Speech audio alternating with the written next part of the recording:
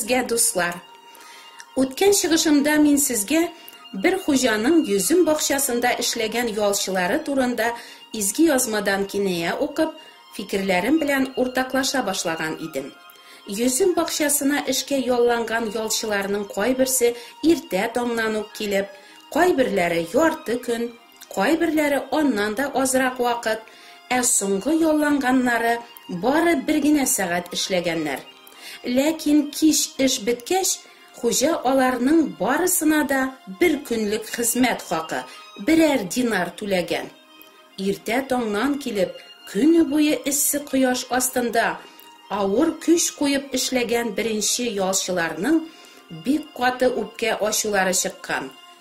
Хуҗа белән көненә 1 динарга килешкән булсалар да, беренчеләр хуҗаны гаделсезлектә гаепләгәннәр. Чөнки хуҗа соңгы килгәннәргә 1 динар түләгәч, алар күбрәк алырбыз дип уйлаганнар. Ләкин хуҗа башта килешкәнчә беренчеләргә дә шул ук хакны түләгән. Хуҗа нинди кеше булган соң?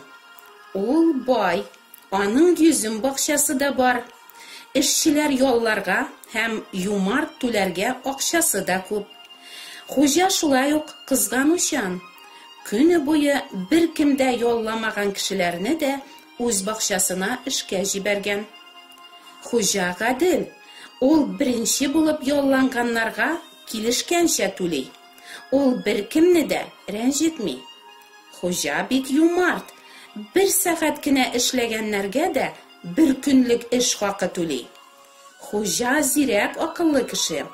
Ул беренчеләрнең эшләре нинди икәнне дә күрә, аларны фаш итәр өчен соңгылардан башлап түләтә. Бу кинаяда хуҗа кемне сүрәтли? Әлбәттә, Раббыны һәм аның кешеләрнең эшләренә карамыйча, аларны мәрхәмәте белән коткаруын. Һәр төркемгә дә хуҗа 1 динар бирә. Бу Раббының мәрхәмәт бүләген, Гайса аша кешеләрнең гынахларын кичерүен һәм мәңгелек тормыш бүләк итүен тасвирлый. Бу бүләктән соңгылар бик канәгать һәм бәхетле, беренчеләрнең бик каты ачуы чыга. Аларның берсенә хуҗа әйтә: "Үзеңнекен ал да кит." Кит. Нинди коточкыч сүз. Әгәр хуҗа кемгә дә булса шул сүзне әйтсә, синең хуҗа белән исап-хисабың мәңгегә üzülә димәк. Хуҗа сиңа кит ди. Ул сине күрергә теләми димәк. Син аның йөзеннән куыласың. Һәм бу мәңгегә коточкыч сүз. Син безне 1 генә сәгать эшләгән ялчылар белән тиңләдең. Бу гаделлек түгел, дип үпкәлиләр беренчеләр. Хуҗа беренчеләрне соңгылар белән чыннан да тиңләгәнме? Әйе, тиңләгән. Нишләп беренчеләр белән соңгылар тиң соң? Кинаяның рухи мәгънәсе шундый.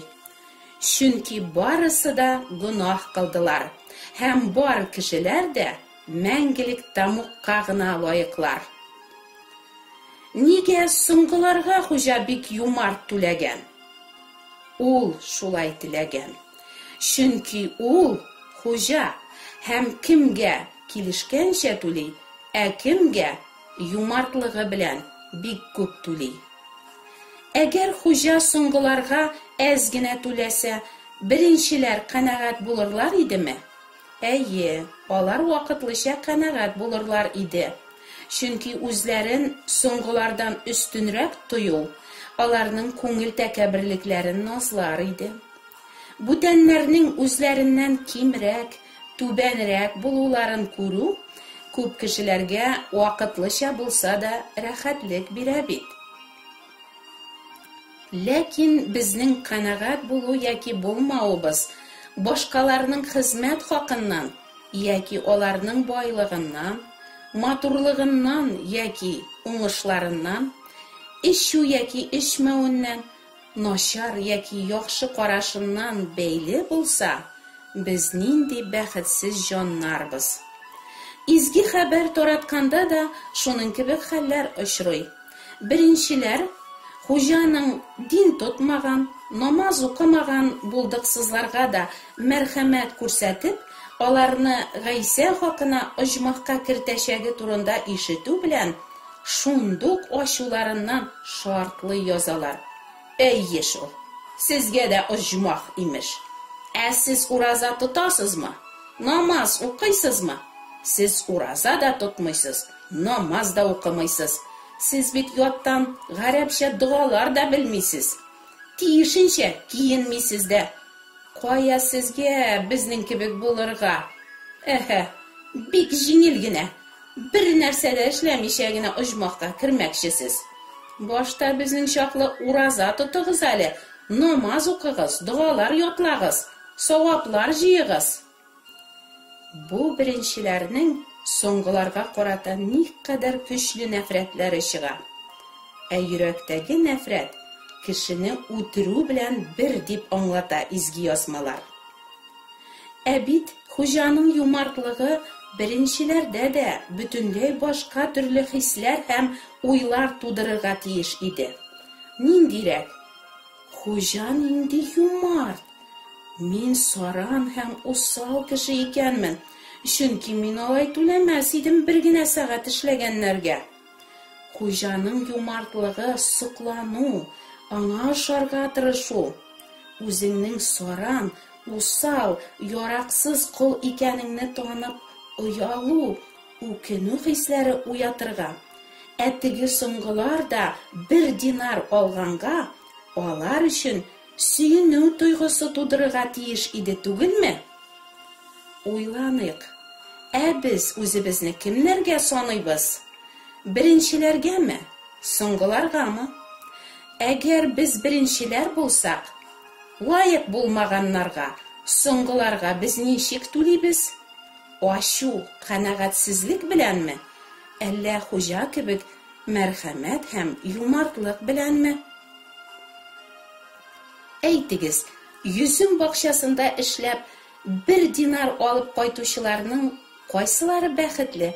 Беренчеләреме, соңгыларымы? Сөйләшелгән хакны алсалар да, нишләп беренчеләрнең бәхете куанышы юк? Чөнки йөрәктәге ачы көнчелек кешене бәхетле итми.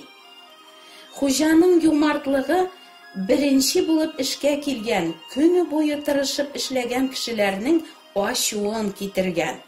Искиткеч, Хуҗаның мәрхәмәте, юмартлыгы безнең ачы көнчелек белән тулы, беренчелекне сөюче, хәтта Алланы да гаделсезлектә гаепләүче, ахмак, усал, явыз кешеләр булуыбызны ача. Хуҗаны гаделсез санап, алар үзләренчә гаделлек урнаштыруны таләп иткәннәр. Әгәр беренчеләр гаделлек таләп итәләр икән, Хуҗа да аларга карата инде мәрхәмәтен түгел, ә гаделлеген кулланыр. Ә ул гаделлек менә нинди? Һәр кемгә гөнаһ өчен әҗер, мәңгелек тамук. Бу безнең барыбыз өчен дә иң гадел әҗер. Ләкин Хуҗа Аллабыз шундый мәрхәмәтле. Ул безгә тиешле гадел җәзаны, мәңгелек тамукны түгел, ә һәр гөнаһлыга үзенең мәрхәмәт бүләген тәкъдим итә. Нәрсә телисез сез? Аллаһы үзенең гаделлеген кулланып, гөнаһларыгыз өчен сезне мәңгелек тамукка җибәрүенме? Әллә мәрхәмәте белән гөнаһларыгызны кичереп, мәңгелек тормыш бирүенме? Аллаһы үзенең мәрхәмәт бүләген кешеләргә Мәсих Гайса аша бирә. Чөнки ул гына безгә тиешле җәзаны үзенә алып, ышанучылар өчен юлым хакы, үлеме белән түләгән. Хөрмәтле дуслар, сезнең дә гөнаһларыгыз өчен хак түләгән Гайсәгә ышанып, кабул итегез мәрхәмәтле Хуҗаның бүләген, гөнаһларыгызның кичерелүен һәм мәңгелек тормышны. Шул чакта үзегезгә тиешле мәңгелек тамуктан җаныгыз котылып, Аллаһының мәрхәмәтенә мәңге сөенерсез. Киләсе чыгышымда, Ходай насыйп итсә, Аллаһыга яраулы, иң яхшы теләге булган бер кеше турында сөйләргә телим. Сезгә һәм якыннарыгызга да Аллаһының фатихалары килсен. Амин.